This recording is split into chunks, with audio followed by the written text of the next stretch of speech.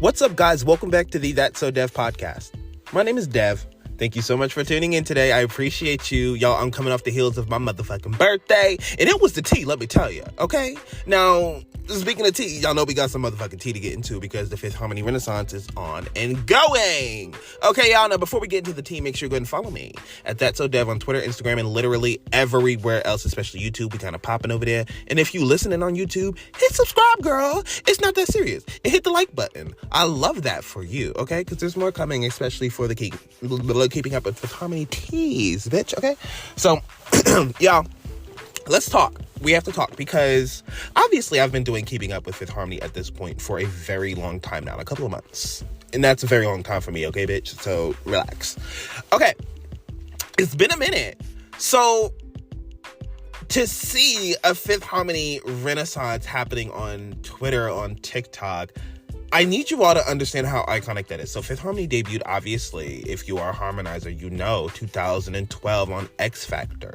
It is 2024. It has been 12 years. So to get on Twitter, and let's see, when did Fifth Harmony go on hiatus? 2018, 19, 20, 21, 22, 23, 24. So about 26, girl, be so fucking for real. About 6 years ago, they went on hiatus. And to go on Twitter, it's like, to see, I've never seen it, y'all, a Fifth Harmony resurgence this big.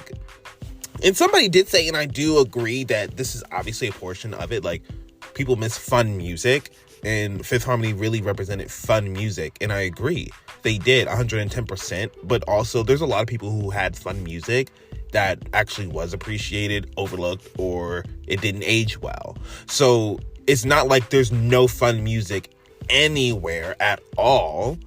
So honestly, in my head, I'm not thinking, bitch, that this is just about people wanting fun music. People loved Fifth Harmony. That's what this shit is about. Because if people love fun music, why the hell aren't they having resurgences of any of these other fun musics or the music that's out there now, finding it and making it go viral? No, none of that shit's happening. What's happening is Fifth Harmony is going viral, okay? Okay? It's not even just their music, it's their moments, it's everything surrounding Fifth Harmony. So this resurgence is telling me that people miss Fifth Harmony and that people love and appreciate Fifth Harmony. Despite whatever you may see on social media about them being messy or blah, blah, blah, blah, blah, blah, blah, blah, blah, blah, there's always this resurgence of Fifth Harmony. They obviously go viral every 3 to 4 months. You will see, in probably less than that actually, but like on a regular basis, about 3 to 4 months, you're going to see several viral Fifth Harmony videos. Probably the one of Lauren stressing out on the carpet, which I have no idea why people keep bringing that the fuck up. Let it go. Because if that was you, bitch, you would want that deleted off the face of the motherfucking earth. Anyway, I know she's grounds, whatever, she's explained the whole situation, but it's not that serious. Let it go. Anywho, the resurgence is crazy. It's so crazy to me because the timeline, and Dinah said it literally looks like 2016. It like, I'm like, oh my God, Camila stands are in the quotes again. Like, oh my God, Fifth Harmony is back, bitch. They did not have to have an active era to have the masses discussing them. That's crazy to me. It's just the way that it's gone viral on TikTok. And I was like, okay, viral on TikTok is cute, whatever. But like a lot of these videos have several thousand likes, views. I mean, 58,000 likes. I mean, 100K likes. You got on Twitter, you got 100K like tweets, 50, 75, 34, 20, like everywhere, every day on a regular basis. And this was the biggest, and this was the most consistent Fifth Harmony resurgence ever. So to call it a Fifth Harmony Renaissance is actually very fucking fitting. I love the way that, you know, it didn't matter if it was an LT5 or LT4 or your DC3, whatever the fuck your favorite brand of Fifth Harmony is. It's all under the brand of Fifth Harmony, bitch. But like, it didn't matter. Every fucking version of Fifth Harmony was out there. Every version, everything, period. But I think what was so ironic to me about the resurgence of Fifth Harmony is it happened because of All in My Head Flex. A, it's a banger. B, it's better than Work From Home. Why do I think it's better than Work From Home?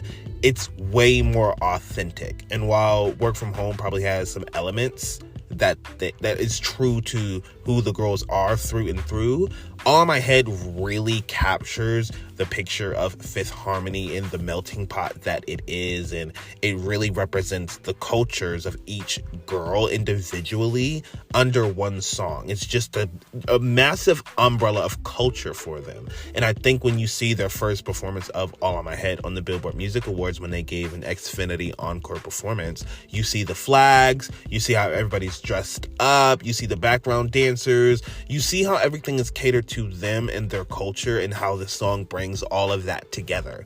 Now, it being their most authentic song and being the song that's making them go viral and causes the biggest Fifth Harmony resurgence that I have seen since they've gone on hiatus, it just makes sense. They have writing credits on this song. You know what I mean? Like, everything about the song is authentic. Again, the writing credits, the cultural background of the song, and on top of that, the sample is done so well. If you haven't heard Flex by Mad Cobra, just go listen to it, and you'll see how they really took that song and created their own spin to it. It's not a lazy sample. It's not a lazy interpolation. Everything is just done so well, and it's so detailed on that song, All in My Head. And again, it's better than Work From Home. But it was top 25 on the Billboard Hot 100, which was cute. You know what I mean? Come on. Top 25 in 2016. Shut the fuck up. After you just had a top 5 record with Work From Home. Yeah. And to be honest with you, I want to say that both songs peaked around the same time. They weren't too far apart with their peaks. So All in My Head could have been given more, but two things happened. They just released the album. Work From Home's going. They're not going to take away from Work From Home doing what it's doing on the charts right now or on radio, because if they take away from that, then it stifles where Work From Home could peak, even though they didn't want Work From Home to peak too high. They wanted it to be just enough for them to be successful, make their money, but not make the girls pop off too much to give the label less power. Anyway, so All in My Head, girl, it got absolutely nothing. It got that encore performance with Xfinity, which wasn't even aired. They performed it on, I think, the Today Show, and they performed it once on Dancing with the Stars. So they performed it twice and moved on like nothing happened. The rest was just radio interviews and all that stuff, which is great because it really did help the push on radio. But it kind of just left the song to fend for itself because it came off the heels of Work From Home, and the label wanted to obviously prioritize. I feel like That's My Girl got more than All in My Head Flex, and that's fucking crazy. Anyway, I think that All in My Head is just, when you watch the video, when you hear the song, everything just complements each other. I feel like All in My Head was their best effort all around. I mean, the entire process, from creating the song to getting the feature to creating the video, everything about it was just so on point, y'all. I mean, to have your video on an island while it gives this island gal ting type sound, you know what I'm saying? Girl, it's just so perfect. It's so perfect. And I'm glad that is the song that ended up going viral and causing the biggest Fifth Harmony resurgence that we have seen since they were active before 2018. That's crazy. That's so crazy. Y'all, I can't explain to you what it means to me in this moment to see this resurgence of Fifth Harmony, because it's a confirmation of, for one, the reason that I have this podcast. Fifth Harmony brings so much joy and love to people and out of people. The support, the connection, the community, the friends, everything. I mean, friends is part of the community, but honestly, with Fifth Harmony, sometimes You don't have to technically be friends with somebody to associate with somebody in the community or discuss with somebody in the community, and it still represent a conversation of love and respect and care. And honestly, Fifth Harmony set such an example for their fans that I truly believe that their fans took that and ran with it. They ran into this world spewing out love to people. I see so many people who started off as Fifth Harmony fans who work in the industry who now reflect what the girls wanted to reflect in their message. They now have a message of their own that they reflect in this industry. So Fifth Harmony lit lights up all throughout this industry, whether it is from the aspect of fans, whether it is from the aspect of somebody working behind the scenes in the industry, whether it's somebody who's an artist. You know, they've inspired so many people. I see so many harmonizers with creative directions, and y'all, grateful for Fifth Harmony, grateful for this resurgence. I really am, and it isn't going to be the last one. I can tell you that now. I can tell you that right now. Now, look, I know people are like, Lauren tweeted, the timeline's triggering right now. And I'm sure that could be for multiple reasons. Despite the Fifth Harmony Renaissance going on, that's not the only thing going on. She's been advocating for how long? Exactly. So, like, you can't really look at Lauren's tweet and be like, oh, you're talking about that specifically. You know? So, while the TL, it could have something to do with the TL looking like 2016. It could be showing Cameron on there. I think that's still disrespectful. People still do that to this day, and they even use AI to create images of them. That's so fucking weird. That is triggering. Let it go. Anyway, but you know, with Lauren, I obviously think out of all people who wanted to dip out of Fifth Harmony, I think it was Lauren and Normani. I think Lauren was probably the most sure. I feel like Dinah didn't really want to, and I feel like Ali wasn't ready, and I feel like Normani was ready, but she kind of was probably like, but I think she was definitely ready. So, you know, when Fifth Harmony comes up, I wholeheartedly expect Lauren to not address it. I expect Lauren to not address it. I expect Ali to address it indirectly. I expect Dinah to address it. I expect Normani to be silent unless she does one minimal thing. And I expect Camila to not address it at any point in time unless it's just super major. So that's just how it is. But, you know, I think that this renaissance of Fifth Harmony has gotten back to the girls. Obviously, all of the parents have been tweeting, you know, quoting older stuff. They have been quoting everything, posting older pictures. Like, it's honestly just an iconic time, you know. Wow, like Ali's parents was doing such an amazing job posting behind the scenes that we've never seen. And literally they went to go pull out their iPad. Normani's mom quoting the cover that the girls did, which still to my, like, oh my goodness, still to this day, y'all, one of my favorite covers of them doing Red and Honeymoon Avenue. Beautiful. I think people forget that Fifth Harmony literally grew up with Ariana Grande, and not in an industry space, but actually in a friend space. Like, her debut album was 2013. Their debut EP was 2013. You know what I mean? So, like, they were having sleepovers and all of that stuff, and I don't think people really realize that. So for Normani to open up for Ariana Grande, it was just such a full circle moment in her life, and especially for fans too, to see that. I love that, y'all. One thing that I want to take from, not that I want to take, but I want the girls to take something away from the Fifth Harmony Renaissance, because I know that the girls think that what they did was iconic. You know, people really can't do that, you know, solo artists, let alone a girl group. You know what I mean? I think they understand the weight of what they've done, but to an extent, I don't think they understand the impact of what they've done, because I think each time that there's a resurgence, they're like, oh wow, it just gets reinforced in their head how much power that they had. But I'm sure it's hard to see how much power you had as a group when within the group you really didn't have much power dealing with the label and all that stuff.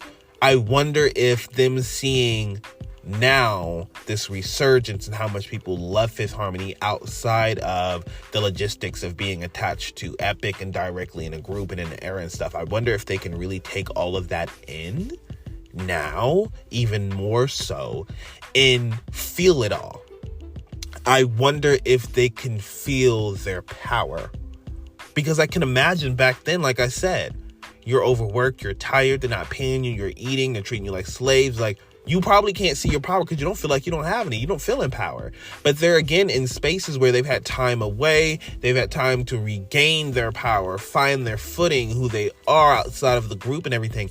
I do want to know if they can feel their power now, because they have a massive power. If Fifth Harmony decided to come together right now and release a song, it would chart on the Billboard Hot 100. It would get millions of views. It would get millions of streams. And I know people don't think that, but they do. And the reason is because Fifth Harmony is actually, yes, a super group. And people do forget this is a super group. So imagine you took girlies, right? And obviously they built their followings from literally their foundation.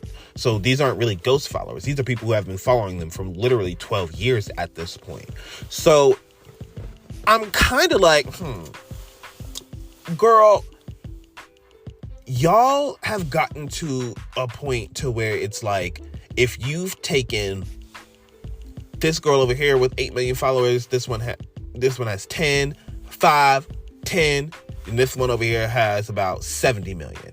We take all of those. They're all fantastic singers. We put them inside, a group, blah, blah, blah, blah. And it's literally this super group that you get to use your social media following to, create this platform of, what am I trying to say? Create a platform, and it gives you kind of like this, I don't know, people get to see you, for lack of better words.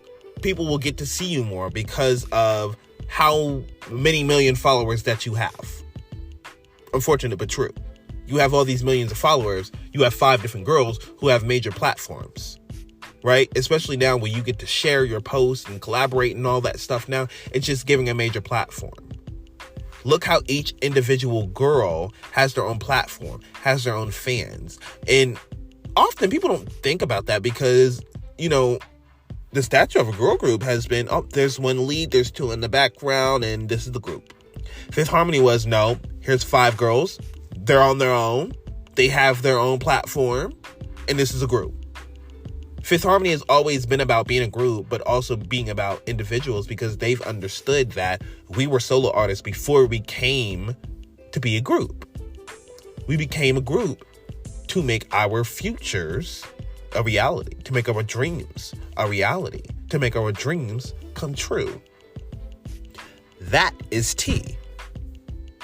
So when it comes to Fifth Harmony, especially even on hiatus now, and I see each girl is in their own lane, but that's no different than what it was inside the group to me. The only difference is the fans just aren't interconnected and the girls aren't interconnected. Fifth Harmony is a group that, again, it's a fucking super group. If they got together right fucking now, and I know people think that, that member over there is lacking. They only have about 3 million followers. Only 3 million? Okay, put these bitches back together and add the motherfucking followers up on top of the Fifth Harmony account. On top of the motherfucking Fifth Harmony account. On top of it. Because I'm telling y'all, no. These girls are so iconic. Ali Brooke did fucking Wango Tango with no album. And she ate that shit the fuck up. She did. When Ali Brooke really got a label pushing, when the label actually cared for like one song, Eaten Down, the consistency of that would have blown her up in mainstream. If each individual girl got that, well, yeah. I say it all the time, and I've said it in the podcast already. Imagine if Epic invested in each girl as a solo artist and as a group. You could have had each girl want a solo album on your fucking label. This could have been an investment, a long-term investment. Now look, the group that you gave minimal to, literally 12 years later, is having a renaissance every 2 to 3 fucking months on social media. Wow. And I know that label still to this day does not give a fuck about that group, because any label that would really want to capitalize, like, oh, people are talking about this? Okay, let's drop this deluxe that we've been holding inside our catalog for like 6,000 years. The least we could do is, bump up the financials, right? Bitch, they ain't even doing that. Like, there's no reason why Big Bad Wolf or Voicemail and all these other songs are not on streaming services. I said, girl, why is the only place that I can stream Voicemail is Chex Notes, bitch, Napster? Who the fuck is going to Napster? I know in 2016, streaming had just become something that was becoming more prevalent. So I know they thought that they were doing this little gaggery tea by saying, oh, you can exclusively stream Voicemail on Napster. Bitch, where is Napster now? Where the fuck is Napster now? Exactly. So, I'm gonna need them to figure some shit the fuck out. I need all of these loose songs from 727 that y'all did not release. I need those released ASAP. Thank you. And then I also need the Fifth Harmony by Fifth Harmony, produced by Fifth Harmony, written by Fifth Harmony, or whatever by Fifth Harmony, the third album. I need the deluxe of that released ASAP. There is no reason why these motherfucking songs is out. And come the fuck on. These songs have already been leaked, right? So they're all over the internet. People wish they had a full audio to fucking stream. If you dropped that shit, or even like drop an unreleased album of Fifth Harmony songs, I don't give a fuck, okay? Do something with that music that's just sitting there. Something. But I know Ali said that, they're at a point now where they can go ahead and re-record some stuff and release it and all of that. So I would want Ali and Dinah to really step in that area. And even if it's something that's not re-recorded, we don't care if it's stuck in a time capsule of 2013, 14, 15, and 16. Like, just drop the motherfucking music. We really don't care. So fingers crossed that they get that going, because that would be very interesting. But y'all, I'm wrapping this podcast up because y'all know we've been talking for a minute, but I'm just saying, like, the Fifth Harmony Renaissance is really fucking alive and well. Now, I need the girls to capitalize, okay? Everybody's talking about you. You are Fifth Harmony. Fifth Harmony is all of your group. Capitalize and drop some shit. Do it. Dinah dropped some music.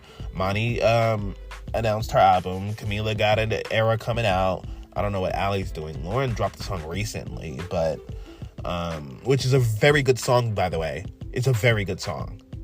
But I'm like, girl, we in debut album era, so because her album's coming out this year as well. We'll see. But yeah. 5 to 6 years since the hiatus, and we're finally getting the first debut album from the OT4 girls. So I'm really excited about that. I can't wait to see. I'm going to have my own separate podcast for Normani's album. It's not going to happen in here, y'all. I'm gagged a bit, but, this is about Fifth Harmony. It's about our girlies, okay? I can't wait to see where this renaissance is going to lead to, because I feel like it's going to lead to potentially something like an unreleased song, like them maybe uploading Big Bad Wolf and all these other songs onto 727. I could actually see that happening, like a 1 or 2 song type thing, but nothing super serious. But anyway. All right, y'all. I do appreciate you for listening today. There's definitely going to be more keeping up with Fifth Harmony. Y'all know there's a lot going on in the motherfucking world, so bitches got to be doing what they got to be doing. And that means I fall behind sometimes, but it is what it is. My birthday just passed on Monday, so love that for me. And y'all, look, I'm in an area of my life where I really don't give a fuck. I do not give a fuck.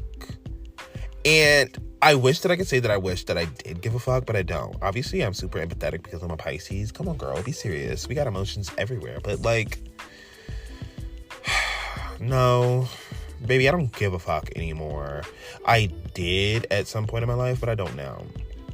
And to be honest, like, to be totally honest with you, shout out to fucking Lauren. Because that girl has been my source for not giving a fuck. Just the way that she moves in this life. She said something. She was like, life is just an in and out of vortex of good and bad shit, constantly just going in and out, and it just makes up life. And it's very true.